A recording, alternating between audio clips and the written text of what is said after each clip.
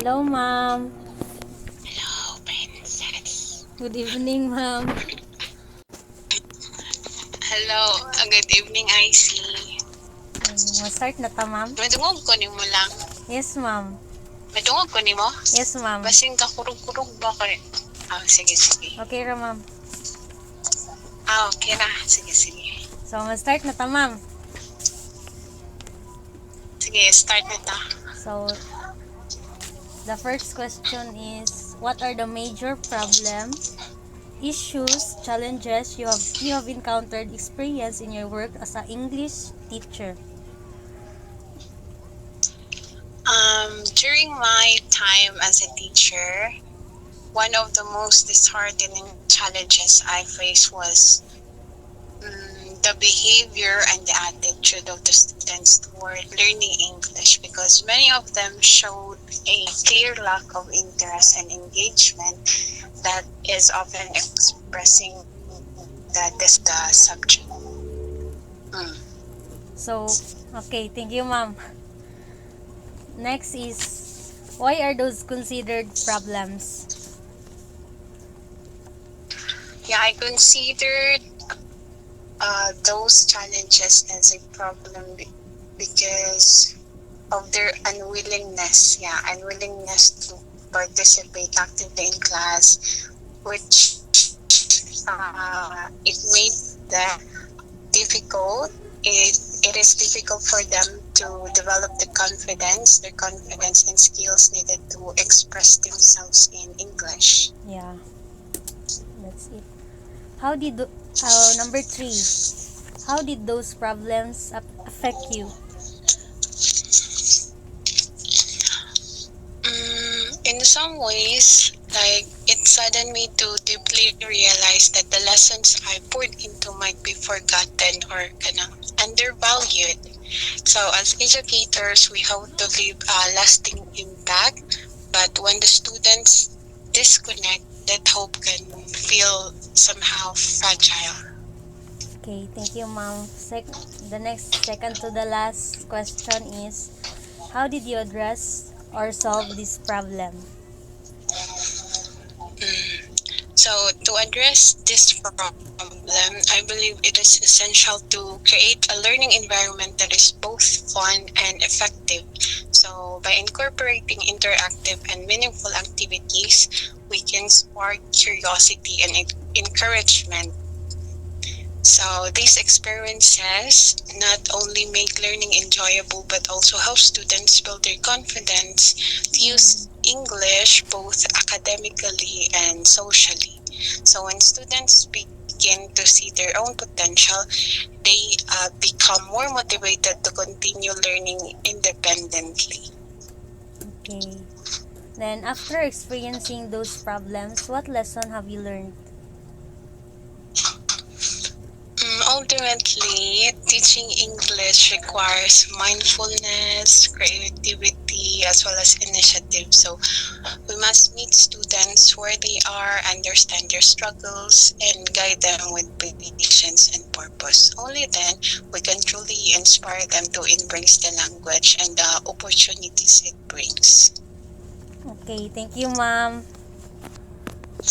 Thank you so much, Ay, IC. kaning kuan, ma'am You're ba? welcome. Kaning, how many Unsa? years, how many years na ka sa imong job karon, ma'am? One. Currently, ga-work man ko as, wala pa ko sa deped ka, wala pa man ko ng parang. Oh, yes, ma'am. Okay ra gyud na, ma'am. Pero sa akong current nga work karon, kay bago ra ko nag 1 year as an ESL teacher. BSL teacher, ma'am? ESL, English Second Language. Okay, okay. Mm. Thank you, ma'am. Salamat jud kayo, ma'am. You're welcome, Nice. Gispend jud Karon nimo ako imong Nagkaroon ako naka-time. Okay ra, ma'am. Uy, may gani, ma'am. So, good afternoon, ma'am. I am Princess ICY T, Prieto. I am here to interview you because it's one of our subject to interview an English teacher. Okay. We're going to start na ba, ma'am? Yes, Ans. Okay, the first question is, what are the major problems, issues, challenges you have encountered, experience in your field or your work as an English teacher? Okay, so I've been teaching English for almost 9 years now. I taught in IBA for 2 years and 7 years from 2018 to present here in Dagat Davao Integrated School. From those years, I think the major problem or issue or challenges I have encountered as an English teacher is the reading comprehension of the students. Although there are different programs implemented by the Department of Education, yet the students are still their reading level is not suitable for their grade level. Also, motivation and interest of the students. Although they come here in school every day, some of them are absent-minded. That's why they failed in their subjects, not because they don't understand the lesson, but because they got very lazy, unmotivated, and uninterested. Okay, thank you, ma'am. So the second question is, why are those considered problems? Okay, so those are considered very big problem because it is not new. It is not new to everyone or to every teacher that reading comprehension and motivation or interest of the students are problem. That's why there are that's why there are different programs implemented by DepEd, and it is really a big problem because from the PISA result, the Philippines got the lowest score in reading, science, and mathematics, and they were really unable to meet the standard. Sa pinaka-lowest, they did not meet it. Also, it is a major problem because students got promoted to next level even though they did not learn anything. So the third question is, how did those problems affect you? Okay, so those problems really affected me because as an English teacher, I think I am also I think I play a big role in helping them to learn, to read, and to comprehend. Because how will I be able to extract or to deliver the topics if the students are uninterested?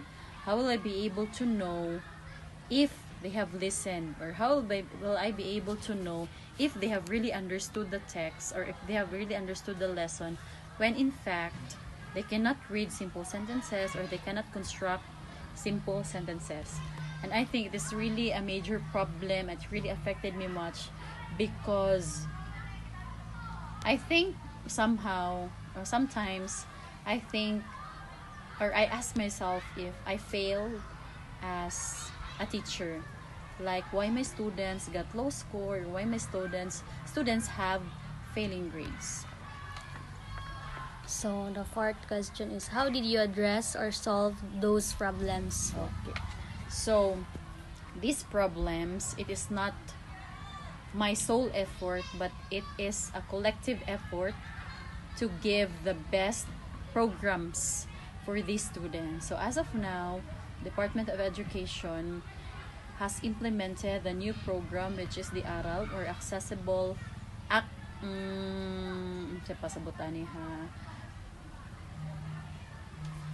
basta ARAL siya. So about accessible learning and recovery of the students, or it targeted the learning losses and learning gaps brought by pandemic. So the main target there is to bridge these gaps and losses, since the students proficiency level, reading proficiency level, do not fit to their grade level. For the GST, we had there the group screening test, in which students were given 40-item quiz and the passing score is 28.